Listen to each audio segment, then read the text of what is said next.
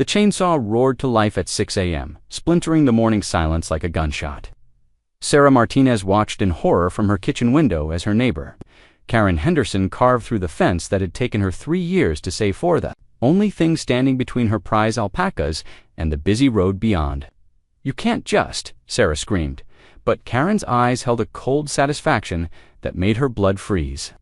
What Karen didn't know was that Duchess, the lead alpaca, had been watching too, and the fence had been more than wood and wire to Sarah Martinez. And 3 years of overtime shifts at the veterinary clinic transformed into something tangible, a barrier that kept her 7 alpacas safe from the increasingly busy Maple Street that bordered her property. Now, at 6:17 a.m., on a Tuesday that started like any other, it all stopped. Sarah's voice cracked as she stumbled down the porch steps, her coffee mug forgotten and shattering on the wooden planks. The chainsaw in her manicured hands incongruous against her pristine white workout gear bit through another post with mechanical precision. Sawdust scattered like confetti across the morning dew. Making a shortcut, Karen called over the engine's roar, not bothering to look up. "I'm tired of driving around the block to get to the main road. This saves me 15 minutes. Sarah's world tilted. She'd known Karen for 3 years, had watched her move into the sprawling Tudor-style house next door, with its perfect lawn, and equally perfect disdain for anything that didn't serve her immediate needs. But this was beyond anything she'd imagined. "You can't just cut through my property," Sarah shouted, her voice rising to compete with the chainsaw. "This is my fence, my land." Karen finally lifted her eyes, and Sarah saw something that made her stomach drop. Not embarrassment, not apology, satisfaction. Cold, calculated satisfaction. "Actually," Karen said, switching off the chainsaw with theatrical precision, "I had a survey done. This fence is 6 inches over the property line. Technically, you're trespassing on my land." The words hit Sarah like a physical blow. She'd saved for 3 years to build this fence, had measured and remeasured every inch herself. She'd been so careful, so precise, but looking at Karen's smug expression, she realized precision might not matter when facing someone with enough money to rewrite reality. "That's impossible," Sarah whispered, but doubt crept into her voice like poison. "I have the paperwork," Karen said, patting her designer fanny pack, county-certified survey. "This fence comes down, and I'm putting in a nice little road right through here, much more convenient for everyone." Behind them, the alpacas had begun to gather. Duchess, the lead female, pressed against the damaged fence, her dark eyes fixed on Karen with an intensity that made Sarah's skin prickle. The other 6 clustered behind her maverick Luna, Cosmos, Pepper, Sage, and Little Peanut, their usual morning playfulness, replaced by something that looked almost like judgment. "You can't," Sarah said, desperation bleeding into her voice. "Even if you're right about the property line, you can't just destroy someone's property without notice. There are laws, oh honey." Karen's laugh was sharp enough to cut glass. "Laws are for people who can't afford lawyers. I called the county this morning. Emergency removal of illegal structures. They'll be here in an hour to help me finish what you should have done yourself." Sarah's legs nearly gave out. Into these animals that had become her family after her divorce left her with nothing but debt and a broken heart. The alpacas weren't just livestock. They were her therapy, her income, her reason for getting up each morning. "Please," Sarah's voice cracked. "These animals, they need this fence. Maple Street is getting busier every month. Without it, they could get hit by a car, or wander off, or not my problem," Karen said, pulling the chainsaw's cord again. The engine sputtered to life with a growl that sounded like a predator awakening. "Should have thought of that before you built on my property." The saw bit into another post, and with each cut, Sarah felt her world collapsing. 3 years of work, 3 years of dreams, 3 years of building something beautiful and safe, all reduced to splinters and sawdust. But as Karen worked, she failed to notice what Sarah was beginning to see. The alpacas weren't just watching anymore, they were communicating. Duchess's ears flicked forward, then back. Maverick, the largest male, stepped closer to the fence, his massive frame casting a shadow over Karen's work. The others formed a loose semicircle, their usually peaceful demeanor replaced by something Sarah had never seen before: predatory patience. "Karen," Sarah said, her voice taking on a warning tone she didn't quite understand, Maybe you should stop. The animals are getting agitated." Karen glanced up dismissively. "They're alpacas, not attack dogs. So what are they going to do? Spit at me?" She returned to her work, but Sarah noticed her movements had become slightly more hurried. Maybe some instinct was finally kicking in. The fence was a good fence, built to last. Each post was sunk deep, each rail reinforced with Sarah's own hands and her father's tools. But Karen's chainsaw was expensive, professional grade, and she wielded it with the ruthless efficiency of someone who'd never been told no by anything that mattered. By 6:45 a.m., she'd carved a gap wide enough for a car to pass through. "There," Karen said, setting the chainsaw down and wiping her hands on her workout pants. "Much better. I'll have my contractor come by this afternoon to widen it properly and put in some gravel." Sarah stared at the gaping wound in her fence, feeling something inside her chest crack and break. "You can't do this. I'll call the police." "Oh, you'll what?" "You'll call the cops on someone removing illegal structures from their own property. Good luck with that." She picked up the chainsaw again. "Besides, I'm not done. This whole section needs to come down. Can't have a partial fence cluttering up my new road." The chainsaw roared back to life, and Karen advanced on the next section of fence. But this time, something different happened. Duchess moved. The lead alpaca had been standing perfectly still, but now she stepped forward with deliberate precision. Her massive frame alpacas were larger than most people realized, with Duchess, standing nearly 6 feet tall, positioned itself directly in Karen's path. "Move," Karen said, waving the chainsaw in Duchess's direction. "Go on, Shoo." Duchess didn't move. She stood there, solid as a mountain, her dark eyes fixed on Karen with an intensity that made the morning air feel electric. "I said, move." Karen's voice pitched higher, the first crack in her confidence. Within seconds, all 7 alpacas stood in a perfect line between Karen and the fence, their massive bodies forming a furry wall of defiance. "What the hell?" Karen took a step back, the chainsaw wavering in her grip. Sarah felt something shift inside her chest, not the crack of breaking, but the snap of steel finding its strength. She'd been so focused on the legal impossibility of fighting Karen that she'd forgotten about the natural impossibility of fighting nature itself. "They don't like you," Sarah said, her voice finding its power again. "Animals can sense when someone means harm." "They're just animals," Karen said, but her voice had lost its edge. "They'll move when they get hungry or bored." But the alpacas didn't move. They stood there, patient as mountains, immovable as gravity. And behind their dark eyes, Sarah could see something that made her smile for the first time that morning. They were planning something. Karen tried to step around the line, but Duchess shifted to block her path. She tried the other direction, but Maverick was there, his massive frame casting a shadow that seemed to swallow Karen's confidence whole. "This is ridiculous," Karen muttered, but sweat had begun to bead on her forehead despite the cool morning air. "Fine, I'll wait them out." She set the chainsaw down and crossed her arms, trying to project the same authority that had carried her through the fence destruction. But the alpacas just stood there, watching, waiting, the county truck, most likely, coming to help Karen finish her destruction. But as the sound grew closer, Sarah realized it wasn't coming from the direction of town. It was coming from the other direction, from the Henderson property. A truck had turned down the narrow dirt road that ran along the back of Karen's property, the road that until this morning had been blocked by the fence Karen had just destroyed. The truck's driver, probably taking what he thought was a shortcut, had no idea that he was about to discover exactly what that fence had been protecting. Sarah's eyes widened as she realized what was about to happen. The alpacas had been standing guard not just against Karen, but against the chaos she'd unleashed. Now, with the barrier gone, that chaos was about to come calling. The truck rounded the corner, its driver expecting an empty field. Instead, he found 7 alpacas standing in perfect formation, their massive bodies blocking the makeshift road like furry 4-legged roadblocks. The truck's brakes screamed against the truck driver's name was Eddie Vasquez, and he'd been delivering feed to farms in the county for 15 years. He'd seen plenty of livestock in his time, but he'd never seen 7 alpacas arranged in perfect military formation, staring him down like they were about to hold a court-martial.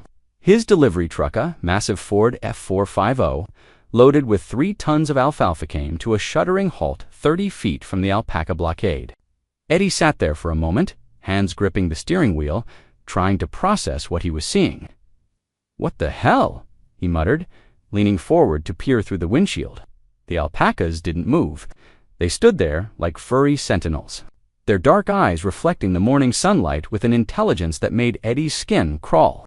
The big one, in front, a female, with a coat like burnished, Cooper tilted her head slightly, as if she were evaluating him. Behind the alpacas, Eddie could see a woman in workout clothes holding a chainsaw, her face pale with what looked like growing panic. Next to her stood another woman in pajamas, and even from a distance, Eddie could see she was trying very hard not to smile. "This is insane," Karen whispered, her voice barely audible over the truck's idling engine. "They're just animals. They'll move." But Sarah was beginning to understand that her alpacas were far from just animals. She'd always known they were intelligent. Alpacas were notorious for their problem-solving abilities and complex social structures.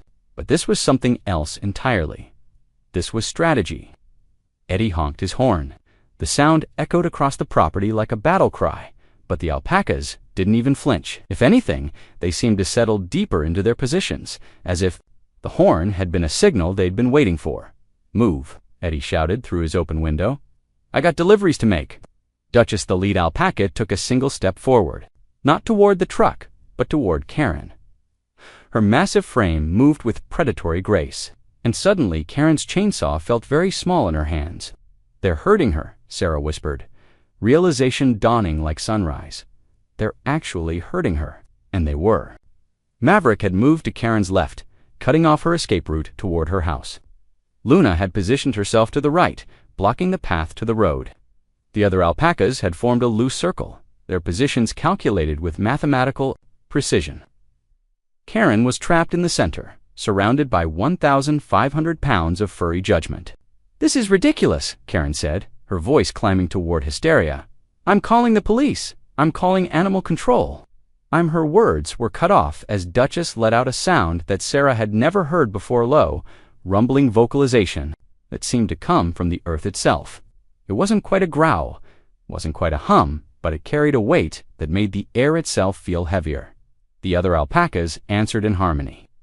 6 voices joining the first, creating a chorus that sounded like nothing so much as a jury rendering its verdict. Eddie turned off his truck's engine. The sudden silence was deafening, broken only by the alpaca's otherworldly song and Karen's increasingly rapid breathing. "Lady," Eddie called out, his voice carrying across the morning air. "I don't know what you did to piss off those alpacas, but I've been around animals my whole life, and I ain't never seen anything like this. You might want to think real hard about making things right." "I didn't do anything wrong," Karen's voice cracked. "I have legal documentation. This is my property." But even as she spoke, her eyes were fixed on Duchess, who had taken another step closer. The alpaca's head was lowered now, her neck stretched forward in a posture that was unmistakably aggressive. Sarah felt a chill run down her spine. She'd seen this posture before, but only once, when a neighbor's dog had gotten into the alpaca enclosure and threatened little Peanut. The dog had left with a limp and a permanent fear of anything with 4 legs and a long neck. "Karen," Sarah said quietly, "maybe you should put the chainsaw down." "What?" Karen's voice was shrill now, panic bleeding through her entitlement. "Why? What are they going to do?" As if in answer to her question, Duchess opened her mouth and let out a sound that was pure alpaca loud, honking call that seemed to shake the very air. But this wasn't the friendly greeting Sarah was used to hearing. This was a warning. A warning that Karen, in her arrogance, chose to ignore. "Get back." Karen raised the chainsaw, pulling the cord to start it again. "I'm not afraid of a bunch of oversized llamas." The chainsaw roared to life, and everything changed. The alpacas moved as one, their individual actions coordinated with the precision of a military unit. Duchess lunged forward, not at Karen, but at the chainsaw itself. Her massive head struck Karen's hands with enough force to send the tool flying through the air. The chainsaw landed with a metallic crash 20 feet away, its engines sputtering and dying.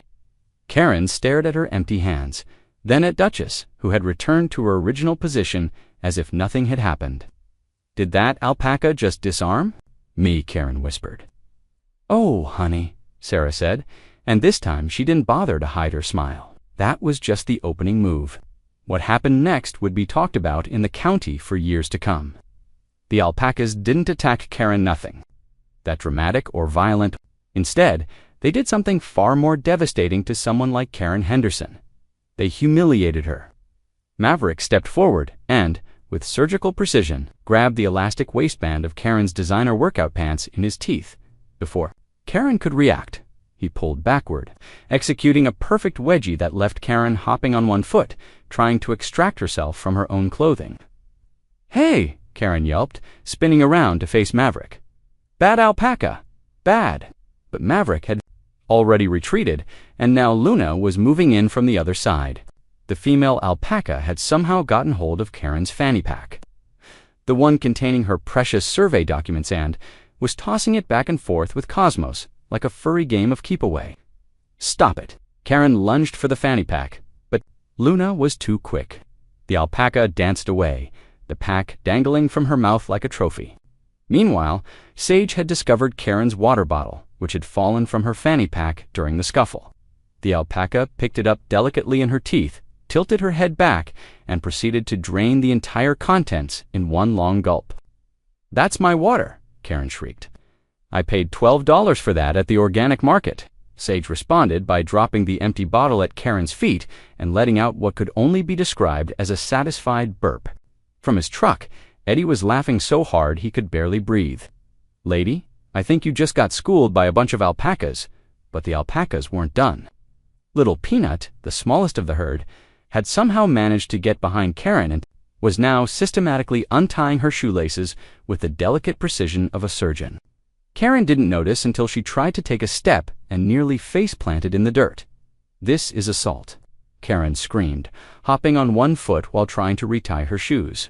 "This is harassment. This is karma," Sarah said simply. And then, just as Karen seemed to be getting her footing back, Duchess made her final move. The lead alpaca approached Karen slowly, deliberately, her massive frame casting a shadow over the panicking woman. Karen froze, her eyes wide with terror, as Duchess lowered her head until they were face to face.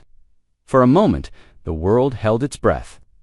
Then Duchess did something that Sarah had never seen an alpaca do before. She smiled. It was unmistakably a smile. The corners of her mouth turned up, her eyes crinkled with what looked like genuine amusement.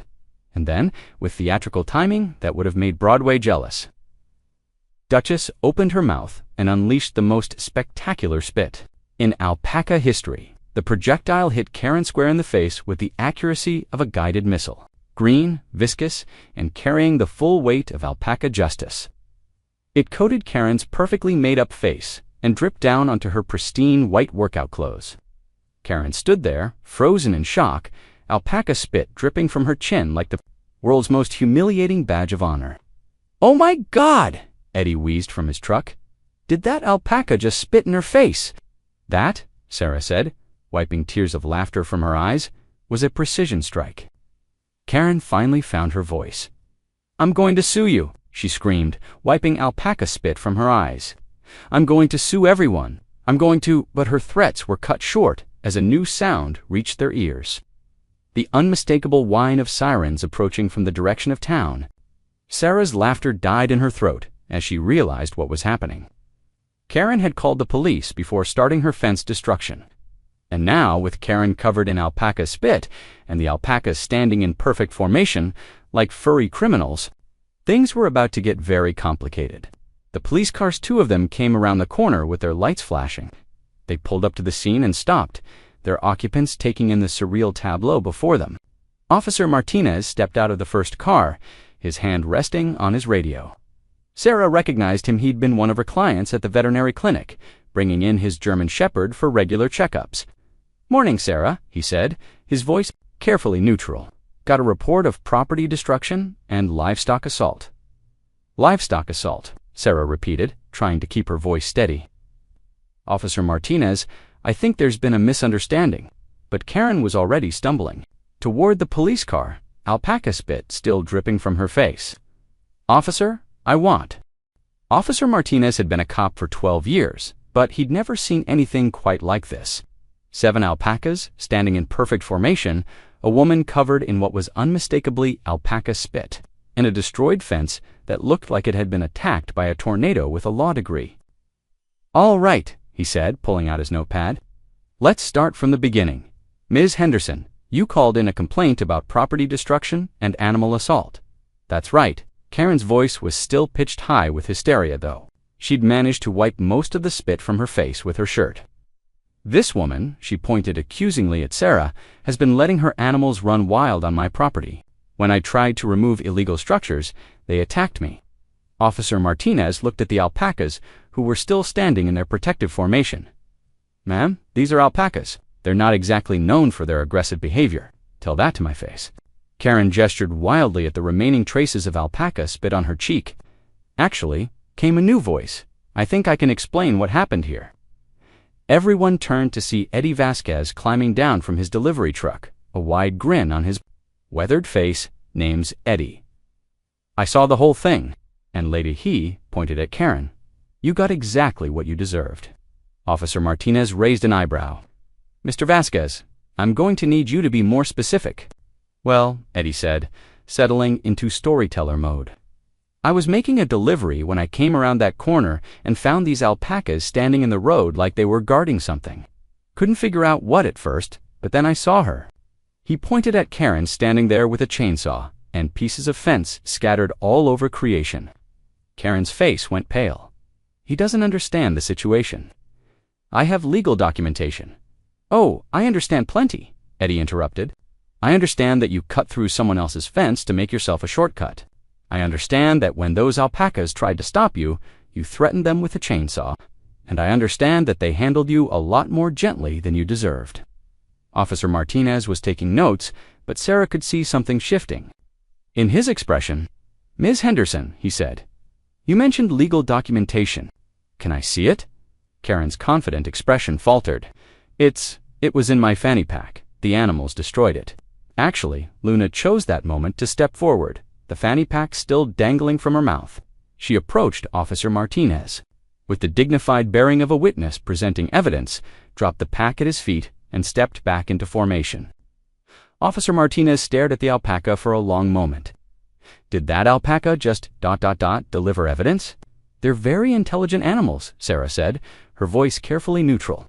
But inside, she was marveling at her alpaca's behavior. It was as if they understood exactly what was happening and were determined to ensure justice was served. Officer Martinez picked up the fanny pack and examined its contents. He pulled out a folded document, smoothed it out, and began to read.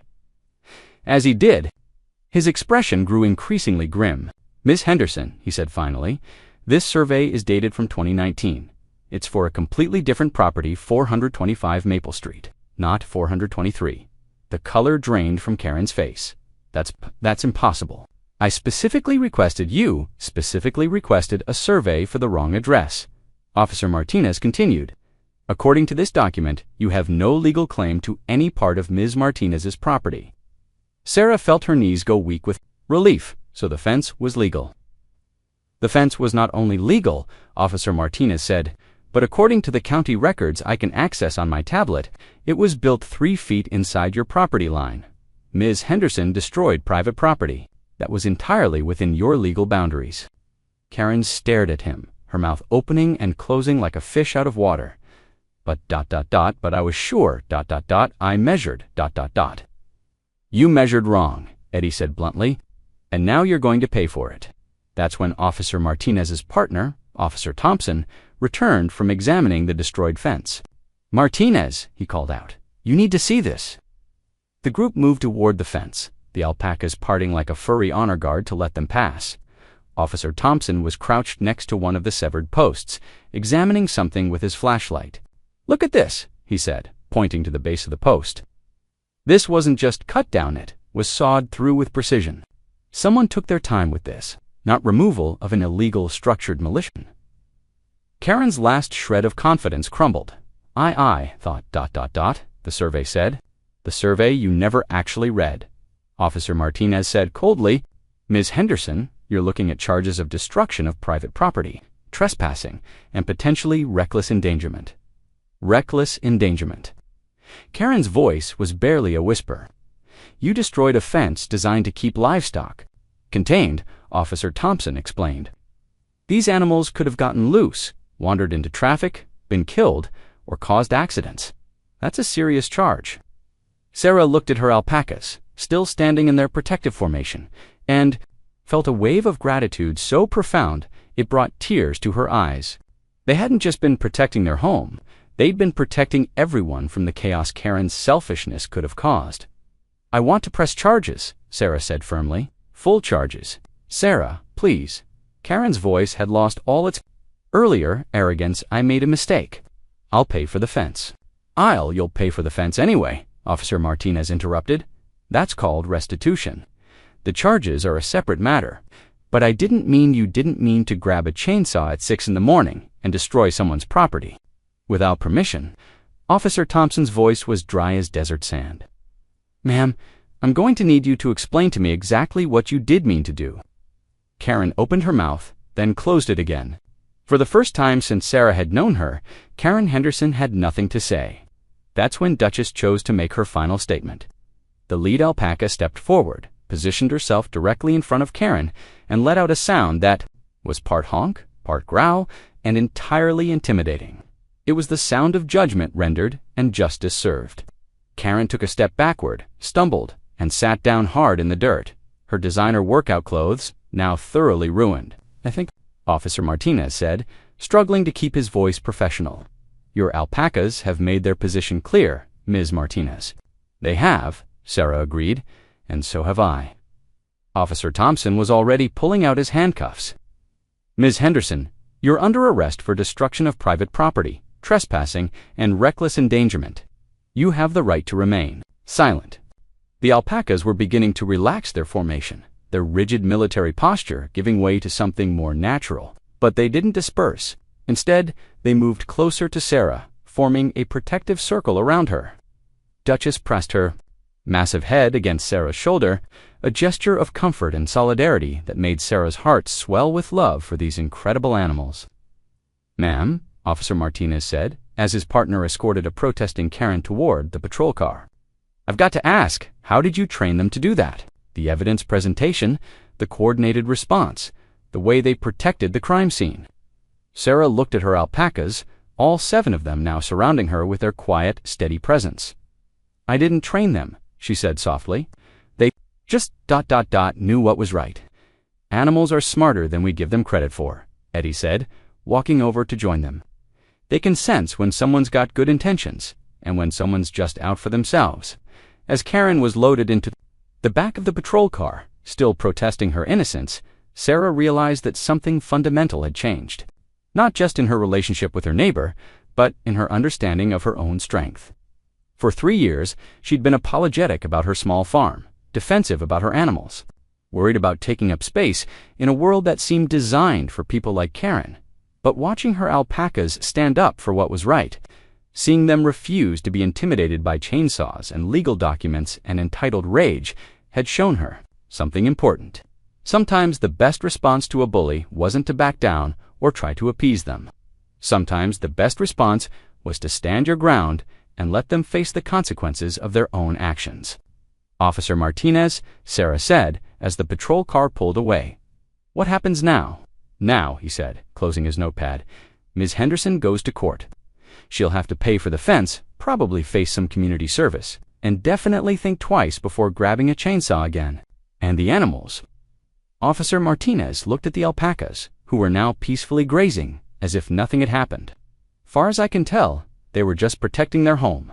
Can't fault them for that." As the officers drove away and Eddie continued on his delivery route, Sarah stood in the morning sunshine with her alpacas, looking at the destroyed fence and feeling oddly hopeful. It would take time to rebuild, and money she didn't really have. But for the first time in 3 years, she wasn't worried about it. She had something money couldn't buy: a family that would literally stand guard against anyone who threatened